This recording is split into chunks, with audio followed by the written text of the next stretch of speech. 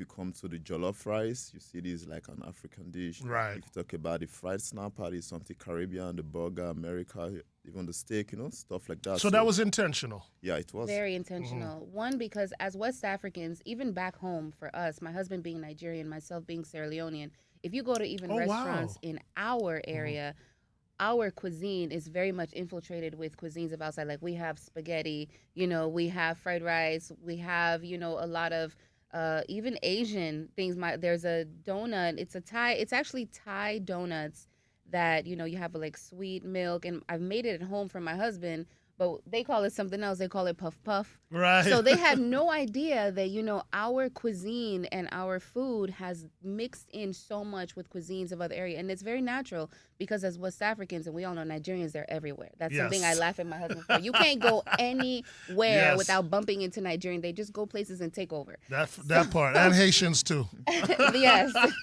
Both So of them. the cuisine has definitely traveled into other cultures. And for us to have a restaurant that we wanted to expose West African food, that for people that are in the diaspora, we needed to introduce and include other cuisines as well. Eden was designed to be a place where people from all walks of life can come in together, sit at one table, reunite in brotherly love, and eat, and still find something for their palate without having to be, divided. Why'd you call it Eden?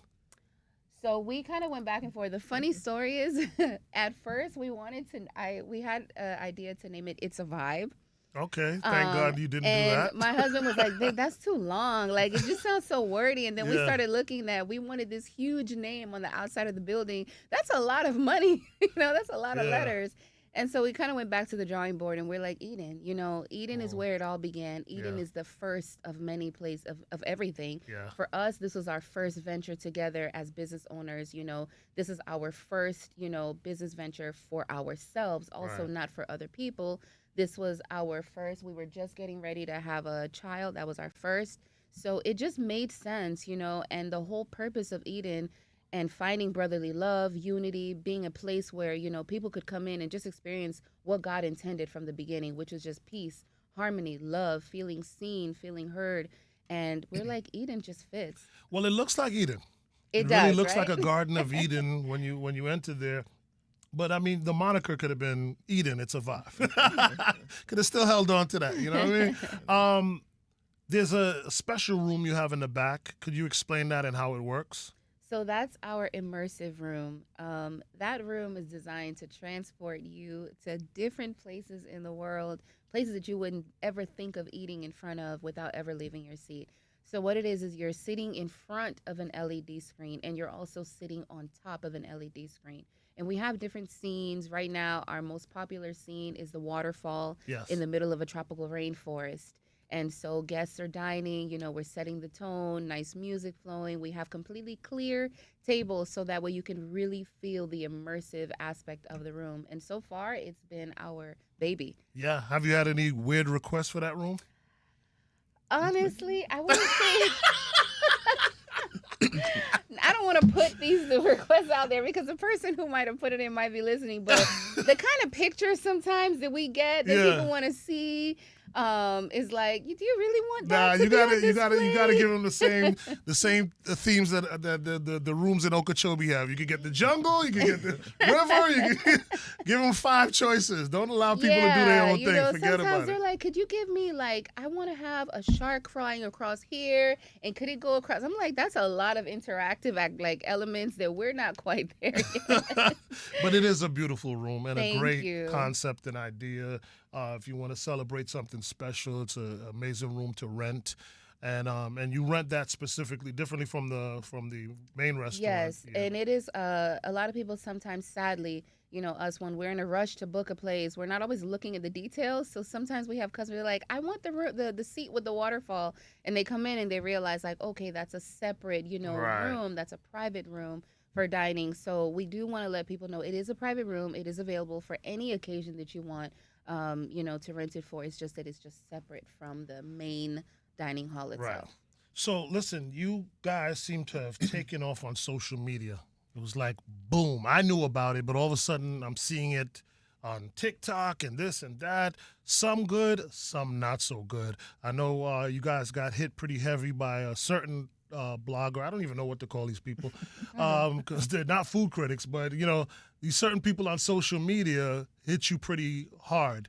And I want to give you the opportunity to explain, what happened and what that is like, because even from when I had my restaurant, it changed. I only had to deal with Google reviews and the other little, the other app reviews and stuff like that, travel reviews or what have you. Now you guys are dealing with influencers and TikTok and Instagram, which I have not experienced. So I'm interested to understand, how that played out for you. One thing I'll say, and I'll also let my husband. No, let me come into this part because there was something I was telling you the last time. So, because if you're giving a review, it should be a constructive criticism. Mm-hmm. If you're telling me, hey, there are people that have come to the restaurant and say, do you know what this would have been? I'll be like, okay, this is how we make it. They'll be like, okay, but I still enjoyed myself. I had a great time. This and this. Not you coming with the mindset to bring down what we're doing, because in you are just like the English word we say, you are a detractor. Right. You're good in saying negative stuff. So, but it seems to be a lot of that, because even though I didn't deal with social media, like I said, I dealt with Google reviews and stuff like that. I would get, and it would frustrate me, because I would get sometimes, this food has no taste. That's impossible. When people use certain type of words, like from you put salt and pepper, it's going to have taste. It may not have the taste you want. Exactly. Or it may not, hit But your palate, but you can't just say these kind of outlandish things so now for other people to read and believe like you don't put any seasoning on your food at all. Yeah, there was a day somebody, my manager talked about the Google review, so I took time to go through the Google review. I saw somebody saying that the food rating was 0, the service was 0, the atmosphere was 0. But they left a note saying, I tried calling, but nobody was taking my call to make a reservation, meaning they never came to the restaurant.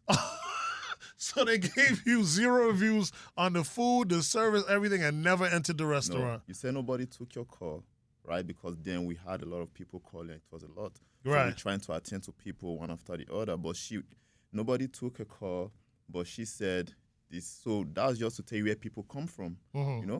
So like I said, we live in a world where negativity strives faster than positivity, because people are more attracted to the negative part of whatever is going on. Right.